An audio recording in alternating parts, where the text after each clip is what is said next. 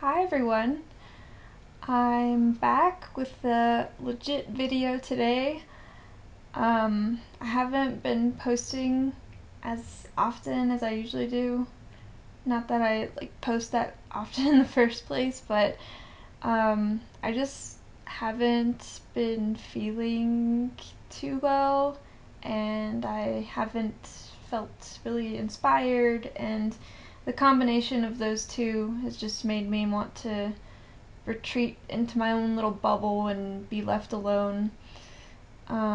Which I know is not necessarily a good thing, but if you're an INFJ, I'm sure you understand that sometimes we just need our space, and so anyway, I'm here today, and I'm trying to get back in the groove of things, and so with that said, I thought I would talk about language barriers that us INFJs experience. So, if you are an INFJ, maybe you can relate to what I'm going to talk about or add on anything else that I've missed.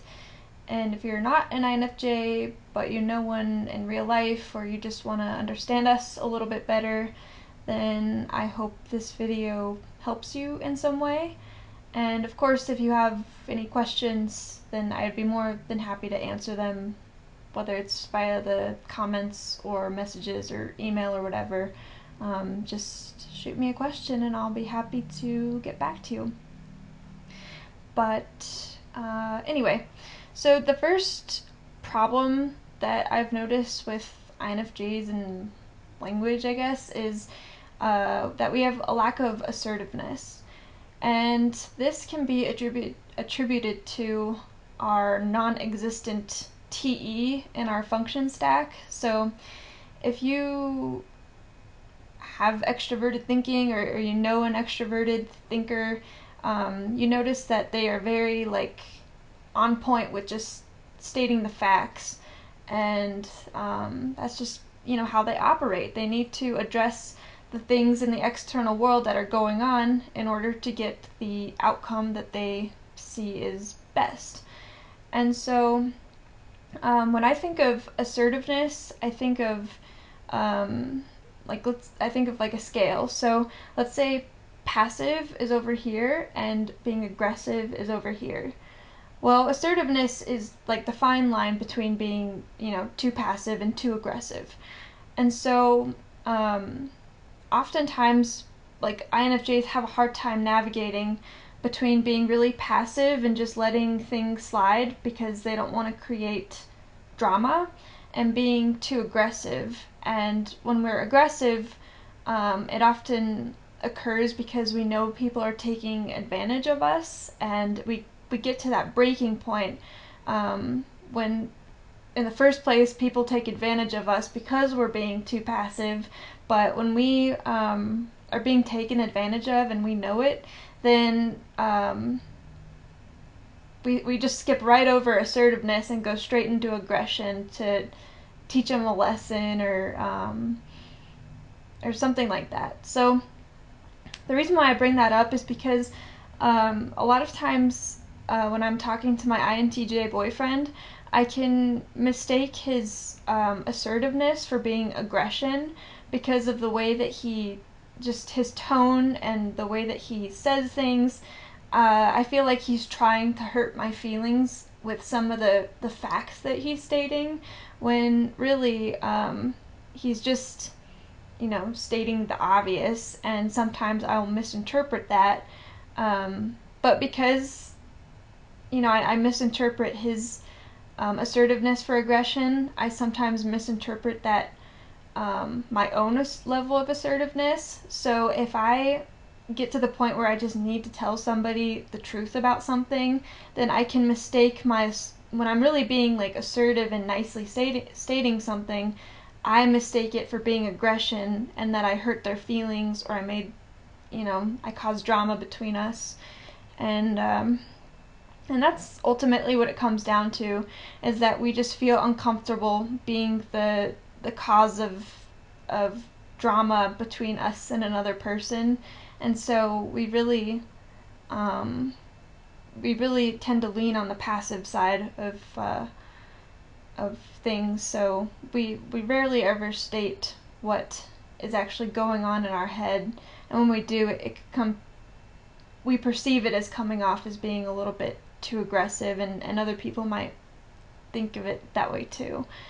So I hope that makes sense. Please correct me if you don't relate to that at all, but that's just something that I've noticed with myself and other INFJs that I know.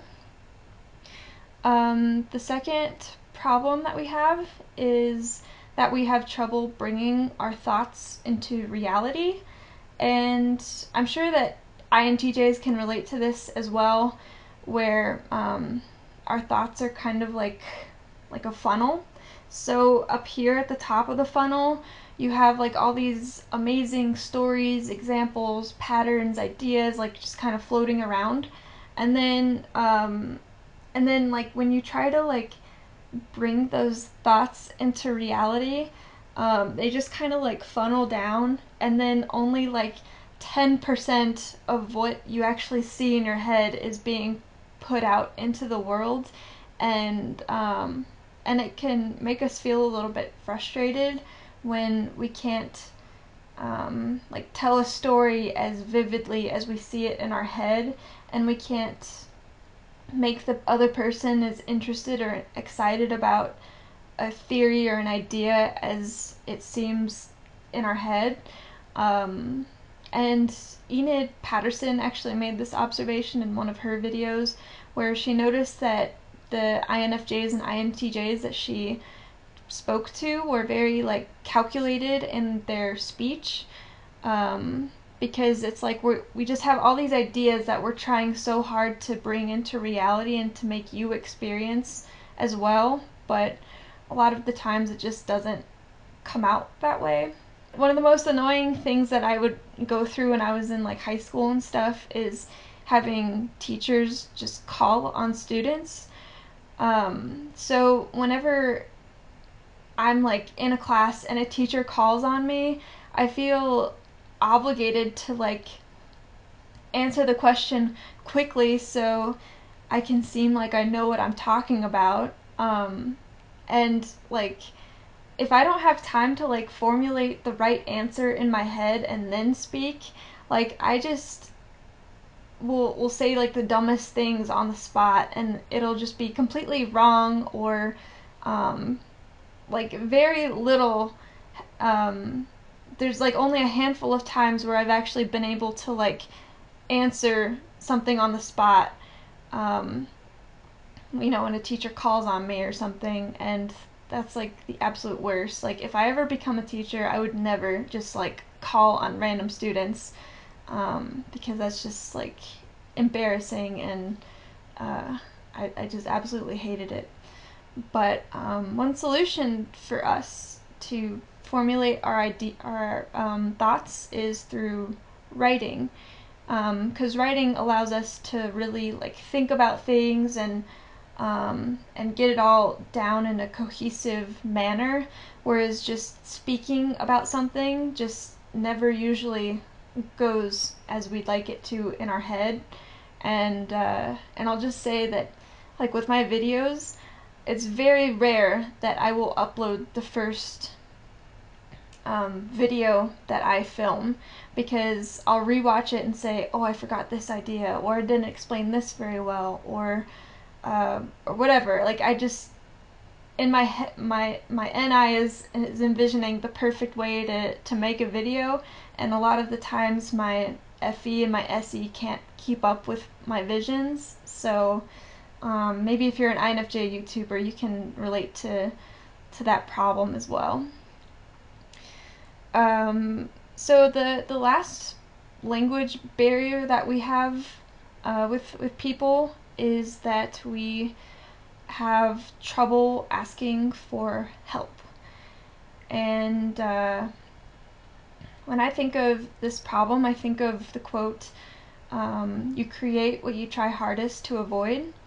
And the best way that I can explain this is that when I am meeting somebody new, or I'm talking to a friend, Usually the best way that I can relate and connect with that person is by being a good listener and just, you know, seeing their problems and giving them advice. And I don't know, that's like the easiest way that I can connect with people, because I'm genuinely interested in the things that you're going through, and if something's bothering you, then I would love to just be the catalyst to help you in some way. But when it comes to addressing my own problems, I have a really hard time just going to a friend and saying, hey, this is really bothering me lately, can you talk? Because there's two reasons why I think that I avoid doing this. And the first reason is that I think that they will misinterpret my problem and uh, give me bad advice, or not think that the problem is as serious as it is in my head. So just kind of misinterpreting my problem, um, or if I do express what I'm going through, and I can see the exchange happen of them taking on some of my pain, then I see them feeling sad and down, and if they can't tell me the right things if they don't really know how to advise me on my problem, then I just kind of see them struggle with what I've told them, and my FE is so strong that I just feel bad that I've put them in that spot of feeling sad. So usually I just will not talk to people about my problems, and it doesn't really make them go away. It just makes me play around with them in my head even more, and nothing ever gets resolved. It's just kind of brooding in my mind.